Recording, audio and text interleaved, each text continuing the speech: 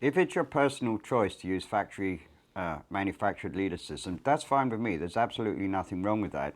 Out of personal choice, I like to build my own systems, and I do so with clear Abenezia line. And the reason I do that is because I can build the system the way I want it. I'm not restricted to exactly what a factory taper leader offers. So let's start from the get-go. Here's the fly line. I'm going to take our butt section of Abenezia. We're going to hold that to the end of the fly line like this, leaving ourselves sufficient tag to work with. We're going to turn that over the fly line once, twice, 3 times. We're going to gradually start to draw it under tension, watching very closely how we get these turnovers. What ideally we want is for those to come together very neatly and close buddied to each other. And slide that down toward the end of the fly line. I pretty much try to stop it about there, so I just pull those up so they cinch in nice and neat together. You can see that.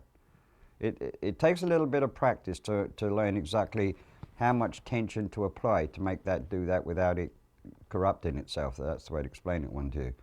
Okay, we've got that pretty much exactly where we want it. We take that under tension, make sure everything's nice and tight. There we go. Ain't gonna pull off the end of that fly line. That's real tight and sunk in there. And we cut off the excess, tag above, and that little tab of fly line. You don't have to go right to it. So there you see we've got a very, very small, neat knot connection. Okay? It'll outbeat a now knot any day. What we then do is we just put a little dab of crazy glue like this. Just a small amount.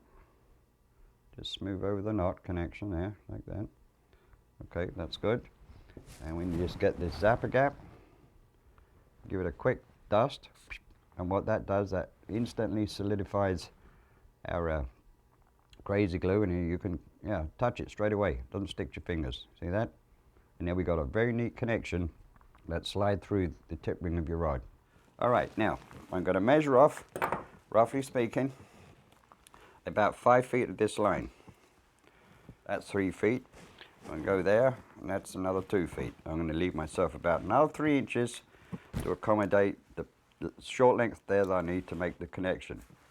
Okay, and in the case of the fly line size, I do it this way. A 3 and a 4 weight line, I use approximately, depending on the fishing scenario, but just assume this, around 4 to 5 feet of 15 pound, and I reduce that down to, again, 3 to 4 feet of 12 pound.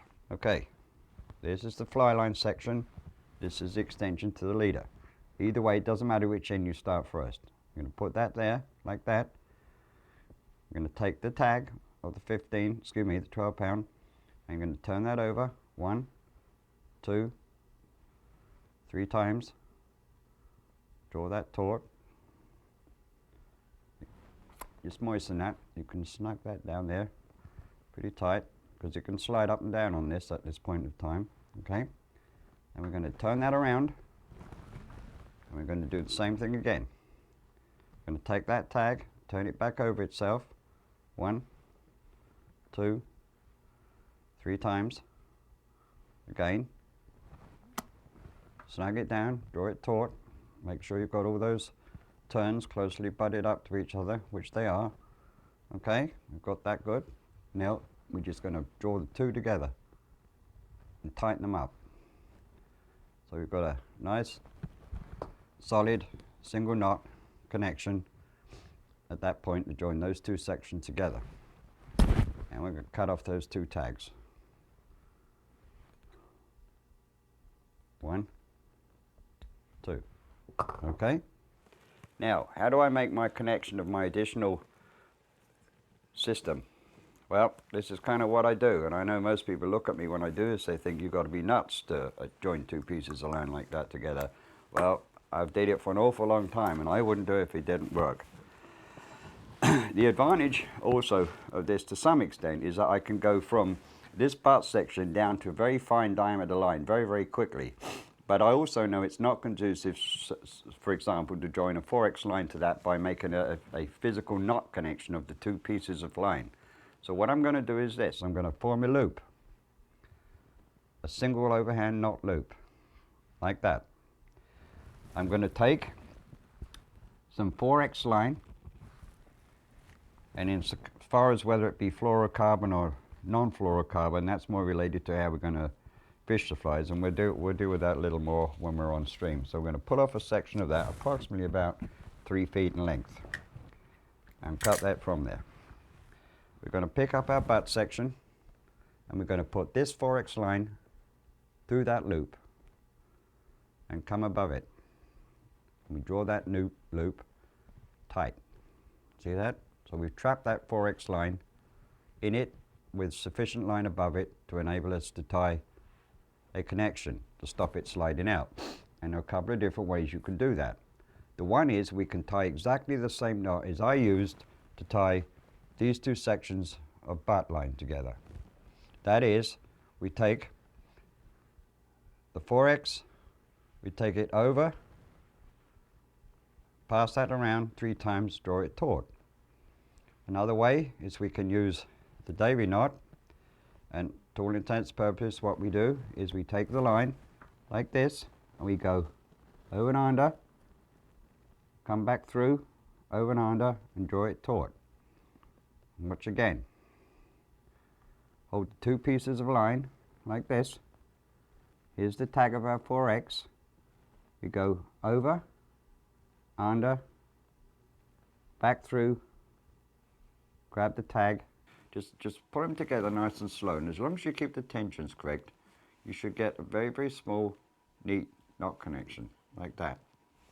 And then we do is we just cut off the excess of line above and below. And we're going to add to this, with a surgeon's knot, another 2 feet of 5X line. And to all intents and purposes, we've built a leader system at this point of time suitable for what I would define as more shallow water midge fishing techniques, which I might add can also be used for dry fly as well as nymph. So go back to the beginning. We had 5 feet of 15, 4 feet of 12, approximately 3 feet of 4X, and we added to that approximately 2 feet of 5X. Now, I'm not saying that that system is the exact one you should use every time, because often as not, different scenarios and the prevailing conditions at the time that you're fishing may demand that you use a longer system, sometimes maybe 15 or 20 feet. If you're fishing to fish that are extremely wary, maybe you need to do that. On the other end, you may be fishing a water system where such long leaders you can't effectively cast anyway because it's so shallow. You may be also forced to be fish in a more upstream direction as opposed to in a cross, or in some cases a downstream position. But we'll discuss more of that when we're on stream.